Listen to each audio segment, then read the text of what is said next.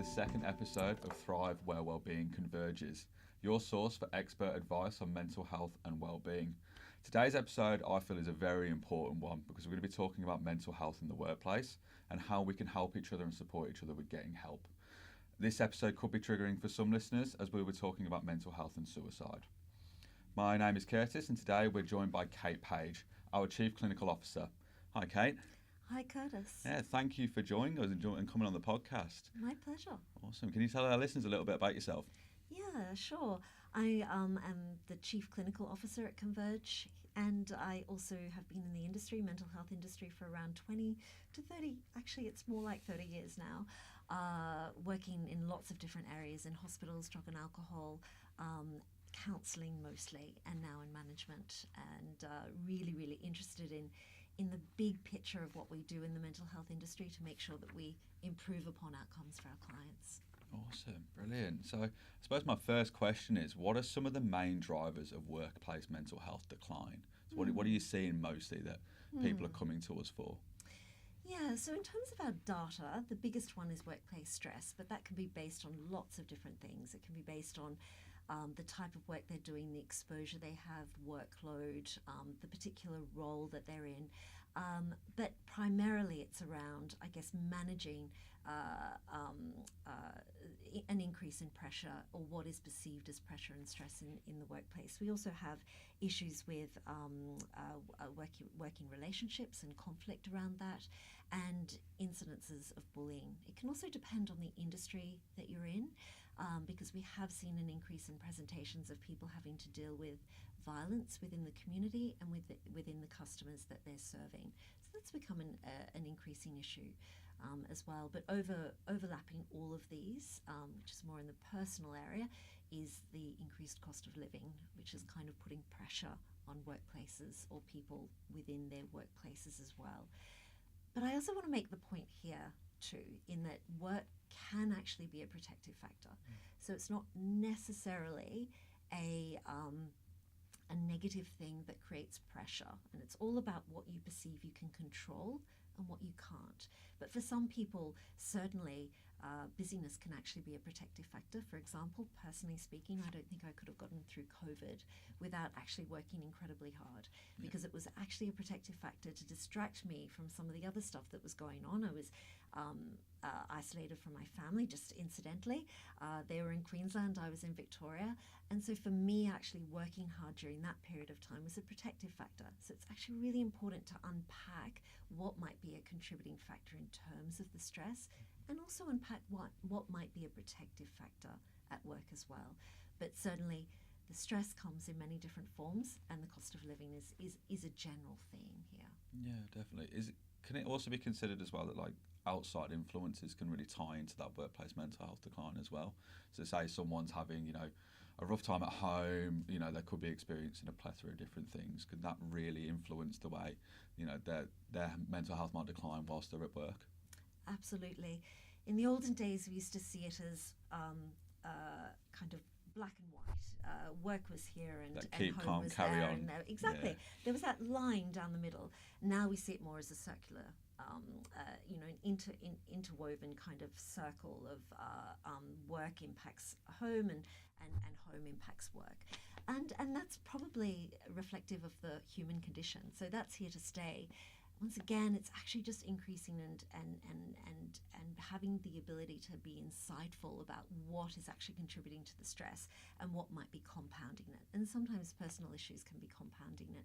And that's why employment assistance programs actually address both, because they see the connectedness between the two. Yeah, because I suppose it's like very conflated, isn't it? You can obviously have like your workplace stress and your outside influences really, come together. Yeah. And I can't stress, and I guess this will be a theme of potentially what we talk about today, Curtis, but I can't stress the importance of awareness and actually knowing what is causing it. Because if a personal issue is contributing to an increased irritability at work, for example, then you have an awareness of actually what you need to control behaviourally, that it's actually the irritability might be controlled by actually addressing the issue at home, and vice versa. So awareness is everything. Definitely. So being our Chief Clinical Officer, what are some of the most pressing issues you're seeing in the businesses we partner with? As I said, it's cost of living. Certainly employees are feeling the pinch there. And I think fundamentally in terms of the businesses we partner with, so the organisations, what I actually see are a lot of organisations trying really hard to find out how to support their employees. So that is one of the biggest issues that we're seeing, at least with the organisations we partner with, is there's a really strong well-intended motivation to find out how we can actually support our people better. So there's questions around data, what their workplace employees are experiencing, what information around psychosocial risks do they need to absorb, therefore what strategies do they need to implement within the workplace that might create a framework of support for their employees. So that is a really positive thing that we're experiencing in the partners that we work with, organisationally speaking. But yeah, it's a constant, and it's a really interesting conversation to have, and it's changing on a monthly basis, because mental health is so fluid in terms of the issues people are presenting with. But I think fundamentally organisations are trying to work out what they can be responsible for in terms of making sure their employees experience the best type of workplace that they can have, versus what employees actually can be responsible for in terms of their contribution to culture and engagement within that strategy and framework. So it's working with both groups that's fundamentally important, the organisation but also the employee group, to make sure that there's alignment so that each knows how they can actually positively contribute to the culture of work. So a research paper from 2022 identified that in a company with 1,000 employees, 200 to 300 will statistically suffer from serious mental illness, and one on average will die by suicide. These are really worrying statistics, that it really impacts a lot of us, and there's a large population of Australia who are in the workforce. What can we all do as colleagues, managers, and essentially friends to help one another and get that support that we need? Yeah, they are worrying statistics, and I think I strongly believe in the fact that Converge, but also all organisations within the mental health industry, we just can't become complacent because of these statistics. Yes, we're evolving in terms of programs and support, and organisations are evolving too, but the fact that those statistics aren't shifting means that we have to keep looking for what we might be able to do better. So that's number one, is for none of us to become complacent. And particularly the suicide rates, it's tragic, and they're certainly not shifting. And in some demographics, we actually see an increase, which is a concern as well. But coming back to what we can do, I was speaking to a colleague the other day, actually, who had a really, really beautiful framework. And she said, Cate, we're all responders. In other words, get rid of that idea that we need particular skilled training in order to know how to respond. To be like a mental health responder kind of person. Exactly. By the way, I don't want to distract from that, because that can add great value, and it's critically important for certain groups and roles within organisations. But I think if we just see ourselves as responders, all of us are responders to this mental health we all have issue. A part to play. Exactly. And that's because we have relationships with people at work and in our personal lives, within our families and communities, that have actually arisen out of, for whatever reason, because we connect with people. So therefore that connection itself means that we're a responder, and people have connected with us in a way that means that we have something to give them. So I think the most critical thing for people in this space is not to overthink it, not to think they need to have certain skills or expertise in order to have a conversation. And what is most important is actually for them to just connect empathetically with somebody in the way that they normally would. So awareness is key. In terms of a more defined model, we'll talk about that shortly. But yes, it's just actually knowing that we all have a part to play, as you said earlier, and that we all actually just respond in our normal way of actually caring and looking after each other around us. Hugh McKay, I always quote him in almost every seminar or podcast I do or whatever. His latest book talks about the really worrying trends of increasing isolation.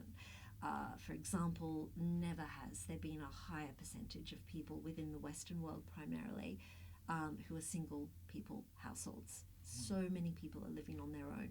that alone is lending itself to increased feelings of isolation, and COVID just put it into a whole different level. So I think that isolation is a worry, which means that, and he spoke about this beautifully, we all have a role to step up. Yeah. Introvert, extrovert, yes, it matters on some level, but actually we all have a part to actually stay connected with people and to step into that space of increasing our connectivity and reducing that isolation and loneliness. And I've actually taken it on board. Just walking my dog every day, I make an effort to smile and connect with the person passing by. They don't always want to do that. That's fine, because I understand being in that space as well. But it's actually addressing it at the core level, which is increasing our connectivity, and also knowing that we don't need special skills in order to be able to reach out and connect and ask people whether they're okay.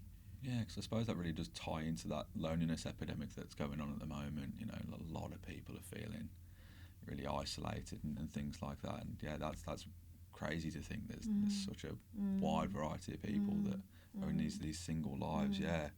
And you could say that to some extent, the younger generations never have they been more connected, because they actually know so many people, but it's all on social media. So it's not all, but quality it's over quantity, isn't it? Yeah. And they're finding out, we're live examples of whether this social media stuff works or not, and how we might need to moderate it in order to make sure it does work. And what is critically important is yes, it's not necessarily subtracting or getting rid of social media. It's knowing how to use it in a way that actually maximizes our mental health, reduces our loneliness, but also doesn't distract us away from the importance of connecting with people face to face.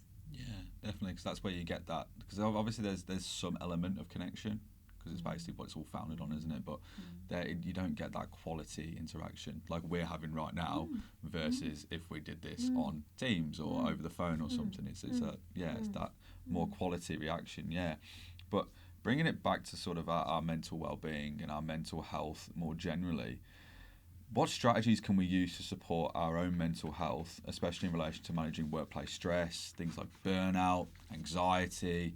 You know, it's obviously we've just been through the financial year. It's the new financial year. A lot of people can be in high stress, high pressure environments all year round, not just now. What sort of strategies would you sort of suggest? It's a great question, and one that I probably need to make sure I don't talk too long on. If someone was to ask me, how would you sum up strong mental health or a strategy in one phrase, I would always use the phrase internal locus of control.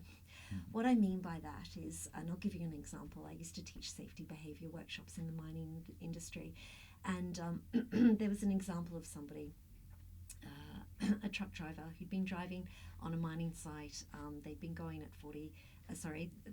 the speed on a mining site, if you don't know, is 40 kilometres an hour, and this particular driver had been speeding. They'd hit a ditch in the road, the truck had rolled, and they were okay, but the person sitting next to them had broken their arm.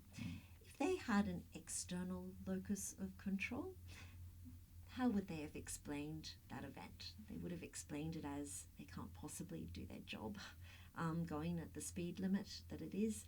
There's a ditch in the road, the conditions are appalling, etc.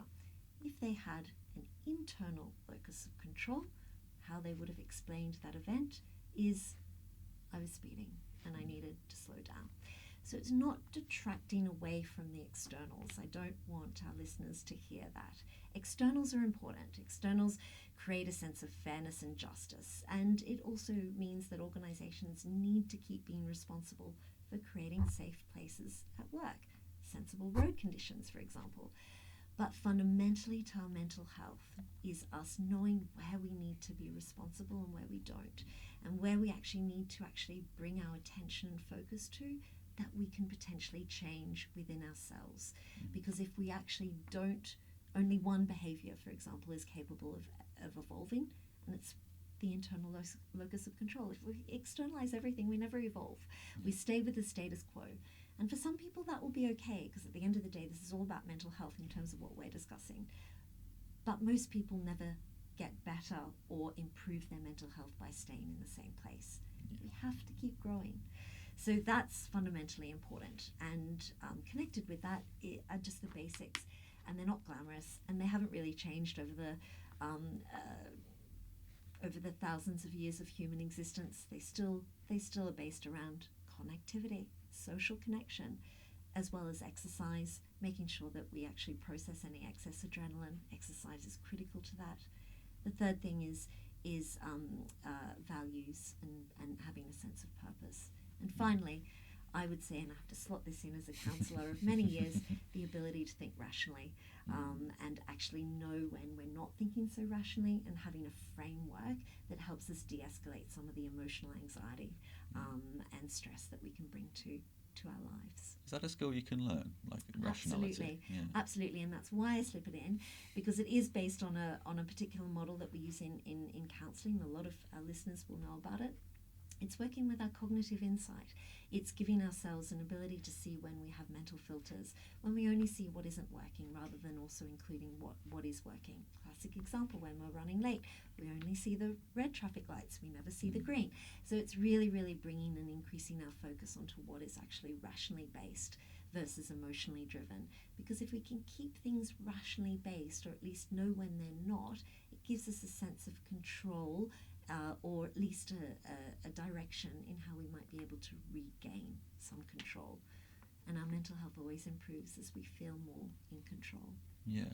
This one might come from a little bit left field. So I know I can be quite, when my partner's feeling down, I can be quite, look at the bright side of things, all that sort of stuff. And she calls it toxic positivity. Is there a bit of a fine line that we should tie down where it's like, being able to tell people, that everything's okay, and there's things that we can be doing, or there's things that we can look forward to, or see the positivity, but also recognising that it is hard and what they're going through is very valid, and that not everything is going to be, sunshine and rainbows. Yeah. Firstly, it's probably a good thing that you're optimistic. That's a better thing to be than a pessimist. Yep. So well done there, Curtis. That you've really spoken to a critical issue, which is what our discussion is about today, which is around you can't actually problem solve anything without actually acknowledging it exists in the first place. So key to being able to problem solve a mental health condition is accepting and acknowledging that it's there. So as partners or responders or people that we connect with and want to support, we first have to acknowledge that their existence and their reality is real to them. And because they're not going to be able to move to problem solving it without that sense of acknowledgement. And some of our most at-risk people are actually those that don't acknowledge, that go endlessly through life pretending everything is okay. They have a PhD in pretense. They squash that negative or that emotional need right down until it's so tiny they can barely see it themselves. And unfortunately, sadly, and sometimes tragically, that lack of acknowledgement to themselves that they're not coping means that they've never given themselves a chance to problem solve the issue. Wow, yeah. So obviously this month is Are You OK Day? And it's one of the biggest awareness days of the year in terms of mental health, and obviously we want to give that nod to it. And this year it's Ask Are You OK any day. So that sort of ethos and that mantra that they're really pushing, I'd like to try and tie it into how we can then put that into practice. So obviously I'd like to sort of explain the ALEC model for us, Cate, and why it's significant for our listeners. And it fits in a little bit with what I was just talking about in terms of acknowledgement first. Well, firstly comes awareness, then acknowledgement, then problem solving. But yes, I also want to acknowledge Are You OK Day, and particularly the founder, Gavin Larkin, whose father tragically died by suicide, and Gavin was I guess motivated and wanted to make a difference by introducing Are You OK Day. Gavin tragically died in 2011 from lymphoma, and his family wonderfully have kept this incredibly inspiring campaign going, which is fantastic. And they have introduced it as any day. There was a sense that actually we can't just leave it to one day, the 15th of September, or this year it's the 12th of September, that we need to keep going all year round, which speaks to the fact that we were talking about earlier. We're all responders. We all want to connect and support each other in that sense. So the ALEC model is, firstly, you ask whether you're okay. And the fundamental, and once again, I want to reassure listeners that you don't need any huge skill set here. You don't need to have specialized training. All you want to look for, and this goes for managers with their people at work, colleagues with each other at work, you just want to look for any behavior that is different to normal. In other words, a behavior that is aberrant to what that person would normally be doing. They could be an extrovert who suddenly becomes an introvert. They could be an introvert. In other words, they withdraw. They don't stop. They stop having lunch in the common room as they used to. But it can also be an introvert becomes an extrovert. They start partying hard. They go out every night. So it's any change in behavior that lasts for an extended period of time that might trigger you to ask the question. And can it be radical and not is it mainly radical changes that you'd see, or can it be like very minor sort of changes? Yeah, no, great point. It can be very, very minor changes that you see incrementally over a period of time. Yeah, and that's why sometimes they're easy to miss, and that's probably another whole podcast. In other words, the worst thing we can do is be hard on ourselves if we've missed cues with the people that we're connected to. We can only do our best. Ultimately, none of us can be responsible for anyone else's lives other than our own. But yes, it can be incremental changes. But if you know somebody, which is coming back to that concept of we're all responders, if you know somebody, you might be able to pick up on those differences. And that's why work relationships are so important, because we see these people at work every day and we can pick up on things that their family actually don't notice have changed, because we're seeing different behaviours and we're seeing the expression of those behaviours very differently. The second part of that is obviously listen, being able to find space and time to actually listen to what people respond with after we ask them how they are. And sometimes that can be nothing or very little, and sometimes it can actually be the beginning of quite long conversations and a different type of connection, because that person really needs the support in that moment in time. And the third thing is encourage. That's what the E stands for. And what's really important for people to know is it's not just encourage them to seek professional support, although that's often very important. It's also encourage them potentially for self-directed actions, such as come out more, be connected more, engage with support systems more, exercise a little bit. But once again, it depends on how you are connected with that person and what your relationship is like, what you encourage them in. It needs to be natural, and it needs to be part of what that friendship or connection has always been. For you to force that positivity on somebody when they're not in that space can be quite challenging, because you'll feel that awkwardness and they might stop listening or feeling heard. And that's where it becomes important to potentially encourage them to seek support when you feel that connection has dropped out, or that you're no longer able to actually have traction in terms of that conversation. And finally, it's check in, because as I've said, sometimes when you ask the question, the response isn't always detailed, or maybe they're not ready to speak at that point in time. So it's about checking in, following up, and making sure that they know that you're there, not just on that particular occasion to start with, but all along, and that you're there if they need you at any point. Yeah, also I think that's one of the biggest things that I really find quite poignant about Are You OK Day is that, you know, that conversation can save a life. So I think to your point, it's really essential to realise that we're not all psychologists. We're not all going to be psychologists, but that conversation could be a turning point in that person's life, and I think that's really powerful. And you know, obviously now I think it's a great time to tie in as well that as our listeners EAP, we are there for them as well. We're always there for them with expert mental health support in a range of different areas, whether that's, you know, conflicts, nutrition, financial coaching, we're always there, and anytime, anywhere, as our strapline goes. So and I think sort of finally, some of our listeners who may be experiencing burnout or anxiety or depression, what can they do to support themselves? And other than we're here to help you any day that they need us, what could they also do in the sort of smaller steps that can change things a bit? Yes, it feeds back into what we were talking about earlier around that internal locus of control plus exercise, the non-glamorous things. I wish I could sit here and say that the strategies were more glamorous, like chocolate or whatever it might be. It's not. It's actually some of the least glamorous things in life, and mental health and getting better from a mental health condition has not deviated from what it has always been, which is trying to just choose gentle steps that take you towards wellness rather than illness. And it can be just tiny steps that are repeated on a daily basis or a weekly basis to start with, and then on an hourly basis.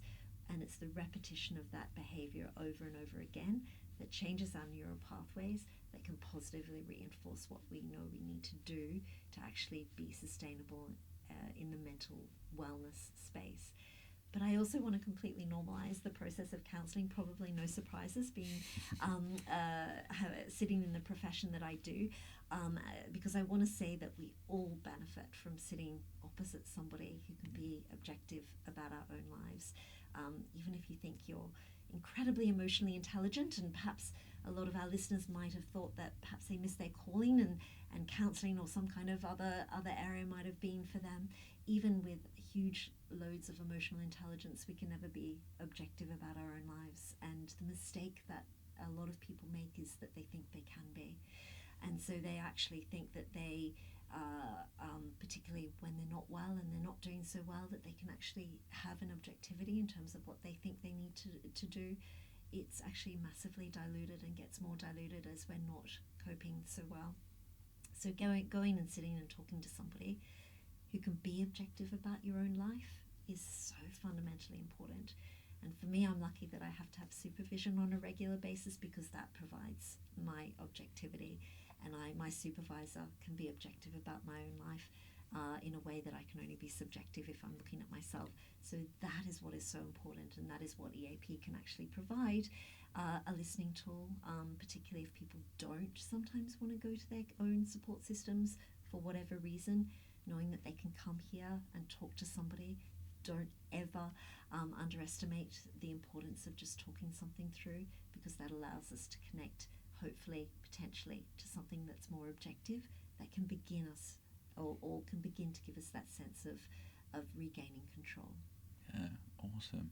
Wow, honestly, this has been such a great episode. Thank you so much, Cate. Really appreciate you coming on. And I think there's so many takeaways that our listeners can obviously use in their daily life. But I'd also just like to reiterate again that we are here any day, by phone, via our online website, through our app. You can book an appointment. We've even got live chat features, so if you ever need support, anytime, anywhere, just pick up the phone, jump on our app, or go on our website and book an appointment with one of our consultants who are ready and raring to help you in whatever way whatever way you need. So, again, thank you so much, Cate. And if obviously you wanted to learn a bit more about nutrition and mental health and how all of that ties in, episode 1 with Lindy Cook was a great example of that. So go ahead and give that one a listen. But other than that, thank you so much for listening. Thank you again, Cate. And we'll see you again next time for episode 3 of Thrive, where Wellbeing Converges. Thank you.